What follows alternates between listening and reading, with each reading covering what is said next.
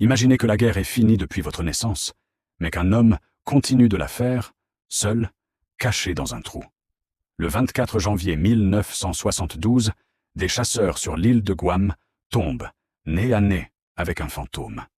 La découverte, l'homme des cavernes. Ils découvrent un homme hirsute, vêtu d'écorce d'arbres, terrifié. Il s'appelle Shoichi Yokoi.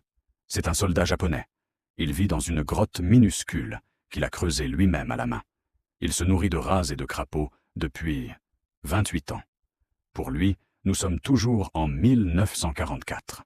Il attend les ordres. Il ne sait pas que l'homme a marché sur la Lune. Il ne sait pas que le monde a changé. La psychologie, la prison mentale. Comment le cerveau tient-il 28 ans sans devenir fou? Grâce à une croyance limitante d'une puissance absolue. Yokoi savait, au fond, que la guerre était probablement finie. Il avait vu des prospectus. Mais son code d'honneur, le Bushido, lui interdisait la honte de la reddition.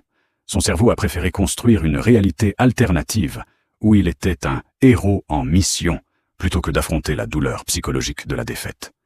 Sa fierté était sa prison, mais aussi ce qui l'a gardé en vie. Le retour, le choc.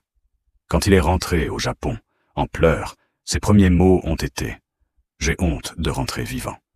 Il a dû réapprendre à vivre dans un monde moderne qui lui semblait être de la science-fiction. Nous sommes tous prisonniers de certaines croyances. Quelle est la vôtre? Dites-le moi et abonnez-vous pour libérer votre esprit.